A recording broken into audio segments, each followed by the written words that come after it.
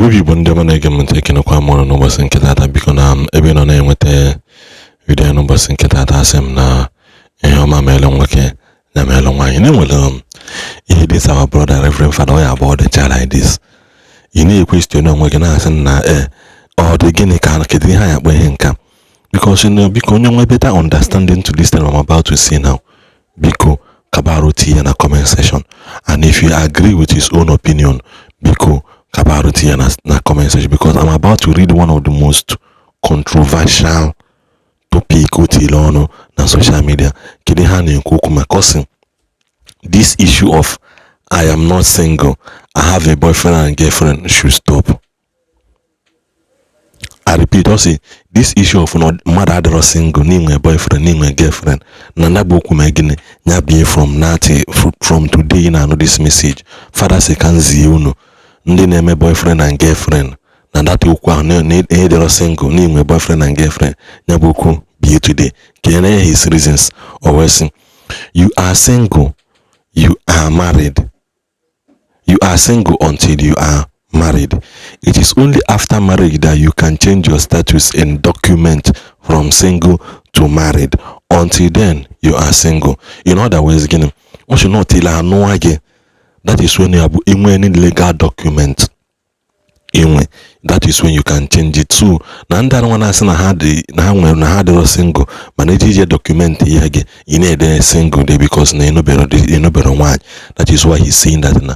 No more than him basagina being single. So also again no longer semi-single. In other words, semi-single.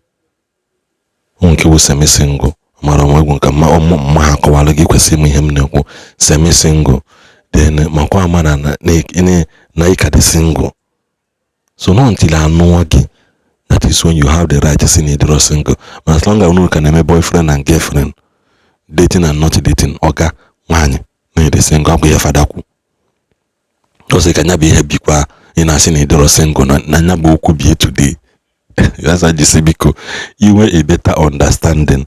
See in a comment section. Can forge ahead. Always until a man puts a ring on your finger and takes you to the altar, you are single, not almost married, not taken, not wifey material, just single. Can repeat here because everybody hit point very well. Also, until a man puts a finger on your finger, ring on your finger, and take you to the altar, you are single, not almost married, not taken, not wife material, just single. In other words, this part now legalizes to some people. Let me break it down. If a man or a woman in a relationship with along the line, you people are heading somewhere. That does not mean that you making violate the relationship, because now because there's what we call courtesy. And we have a courtesy, one little bit of respect for themselves. Because I put this place unattended to, where I say a lot of things in our society. This particular place needs to be attended to. You man again a mother name more you know the man nato we go engage or you man onya the serious and his vision matches your own vision, or her vision matches your own vision, or her energy matches your own energy, or his or her vibes matches your own. Because don't violate it by saying no we belgering and maybe I'm Canada single. Maybe here. Ngatago. Or ya make it an kenden na ya me aburufu. A boy of 30 years in Bar during our forefathers' time is still a boy. But in our generation today, a boy of 20 years and we got a lot of responsibility in his head. So what is called a man 40 years ago is not what we call a man today in our time. Am I communicating? So always according to the Bible. Bible didn't say the two shall become one after 5 years of dating, cohabiting, or posting pictures. It says after marriage they are no longer two but one. So let's call things the way it is. Not again about biblical terms. Yes, we understand. Or again understandable. So now, or your F1 today, you know, be here today. Or if you work today, man, you know, be here today. There is this area of, communication and getting to know each other. So that process is what we call, and when they be the talking stage, when they be the friendship zone, when they be the brother zoning him or sister zoning him. Then from there I graduated there to dating. From there I go dating and I'm mature until or mature child. You go. So always I live with my boyfriend. That is not family. That is on.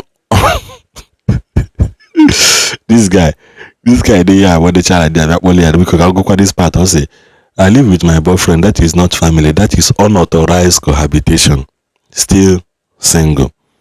We have been together for 15 years. 15 years of what? Emotional internship. Super single.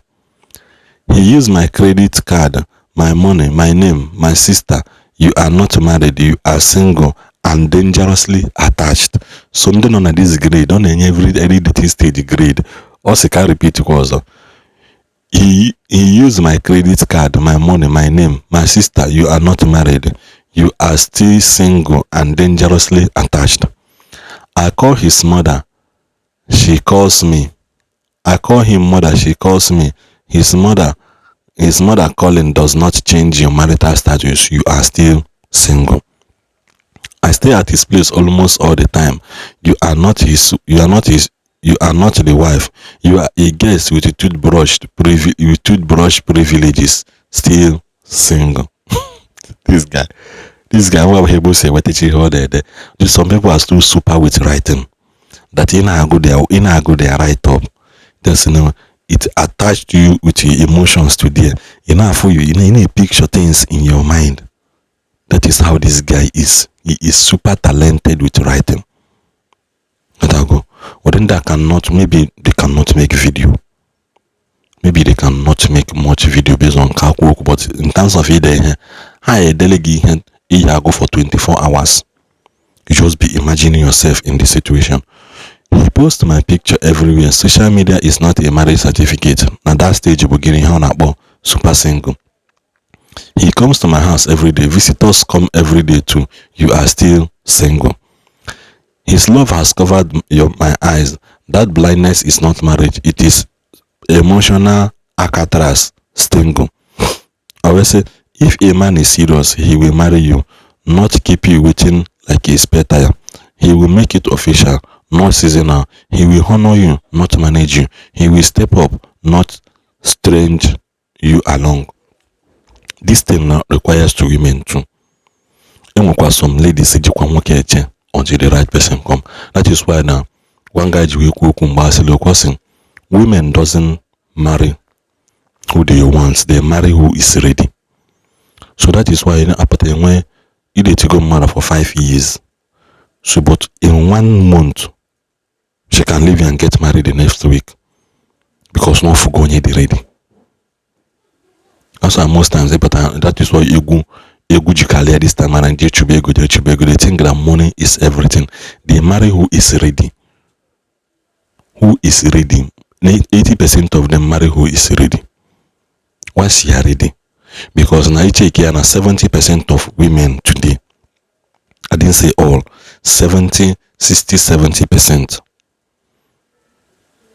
knows achieve their purpose in marriage. In other words, they may be holding around, they may go, but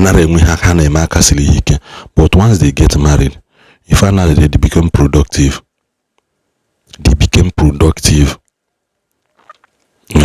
Because now we the moral support and the monetary support and the emotional support I need. A lot of time women in Igbo don't actually get married. Because if one can like her with that money, the form of feature it is very, very hard. So always and if he is really serious, tell him to do the needful this December. There is still time to meet families, pay the bride price, prepare the document and fix a date. Marriage is not a mystery. It is a decision. I disagree with this one. Marriage is a mystery. A deeper mystery more than anything you can think of. Because in a bull aboro sin abonoge, jitimiti aboro onyozo. You can go, you can know abore yamba today, oboro na their lineage that they are born to marry 2-3 wives. Watago. Na because no mebere ya, because no nwetebere ego. By the time the person nweziri ego, gwazia gị si ife na dina the real character of him apụtabazia. By that time you begins to see that money gives him option. Nwekwa ndị eji na agbụrụ ha, ọ bụ na agbụrụ ndị ahụ in that lineage, their women does not marry until ha mụọ nwa n'ụlọ. So ịbata na that family, fọ na dina onye na-akwado ịnụ nwere nwa fa 10 years. Ọ mụrụ nwe ka ọ bụ na ọ mụrụ ya mgbe ọ dị 15, 18 years. Ịbịa nụọ ya at the age of 28, 27, 25, 27, 28, whatever age choice in ya. Ịma na onwego nwa somewhere. Then ndị a na-amụtara amụta adịgo 35 years na-aba 37 ha nụbero di. Ịna-aghọta ihe na-agadi ya. So it is a mystery. It's about taking your own altar to another altar to clash.